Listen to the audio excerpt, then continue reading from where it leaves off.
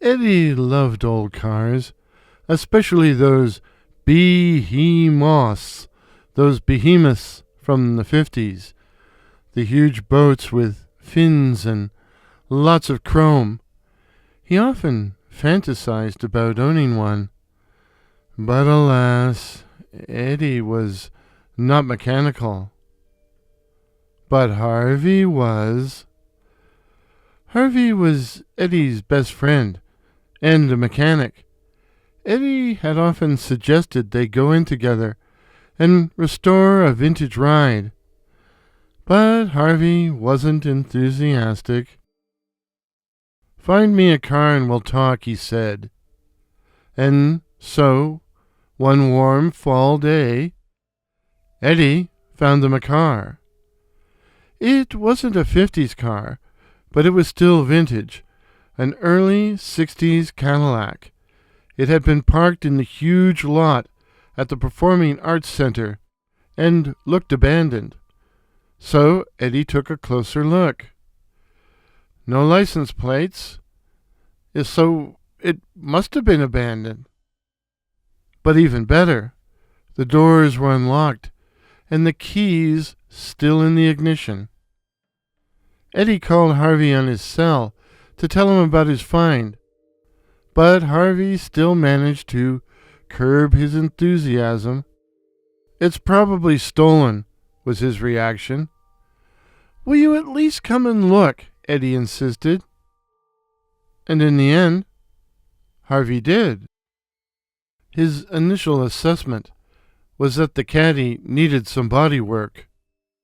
But did it still run? "Well, there's one way to find out," Eddie said.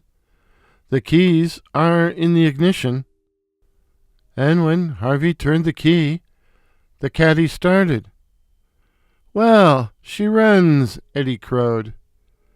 "Yeah," Harvey agreed. A little rough, but, not bad."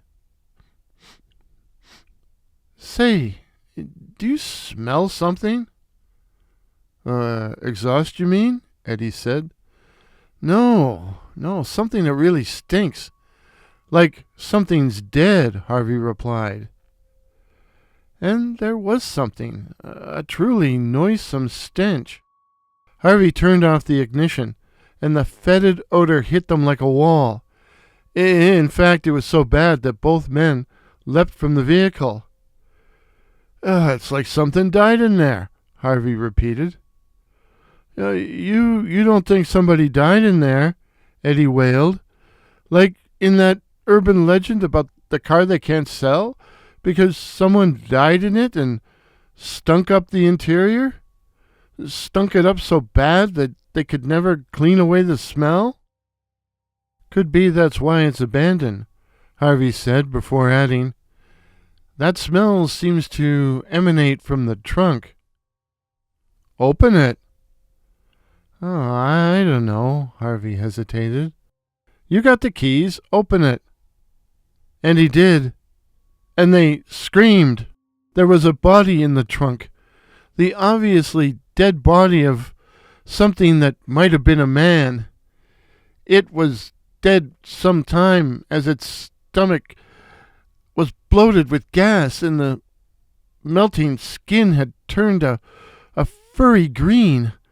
The death odor was so bad they had jumped back, and as they stared at the corpse, it opened its eyes, raised its head, and screamed.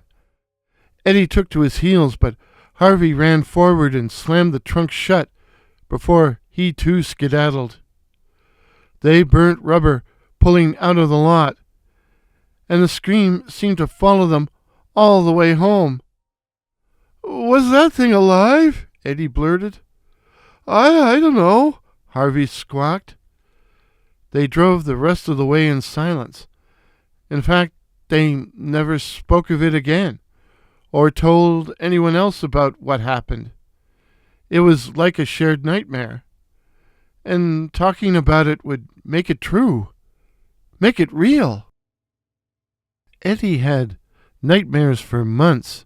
In his dreams, he would see the old Caddy, see the trunk fly open, see the rotting dead thing ooze out of the trunk and go staggering across the parking lot in the direction of Eddie's house.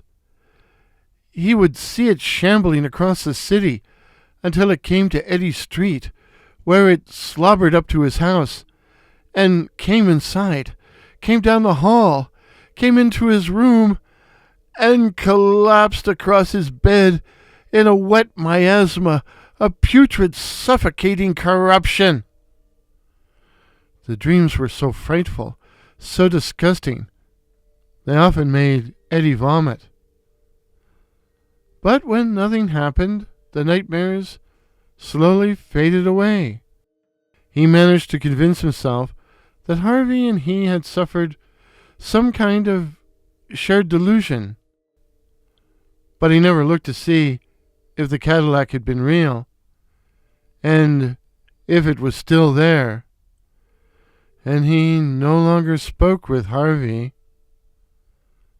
Then, in early winter, Eddie went to a concert at the Performing Arts Center and had to look. And yeah, the Cadillac was there all right. But things had changed. The trunk had been broken open from the inside, and there were footprints in the snow, dragging footprints, headed in the direction of Eddie's house. No, couldn't be, no. Those prints could belong to anyone. But who was he kidding? And what could he do about it? And if it was real, how could he stop it? If he told the cops, they wouldn't believe him. He tried calling Harvey, but Harvey wouldn't answer. So in the end, he did the only thing he could do. He went home and went to bed. It was the smell, the noisome stench which woke him up just as something collapsed across his bed in a miasma of putrid, suffocating corruption. And Eddie had recognized that smell. What's that you say? Had Eddie recognized it as the beautiful aroma of new car smell? Well, if that's supposed to be a joke, it stinks. The moral of the story: in relating Eddie's tragic end, I hope I've succeeded in painting a word picture for you. And just be glad you're experiencing this on YouTube and not smell-o-vision.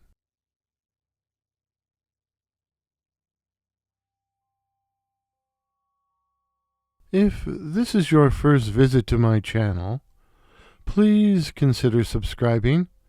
My name is Warren, and I write and tell original ghost stories and original horror stories, featuring such cryptids as the Night Floaters, werewolves, and the Black-Eyed Children. So again, please consider subscribing. Please help me to reach my goal of 2,500 subs. Till midnight. Cheers.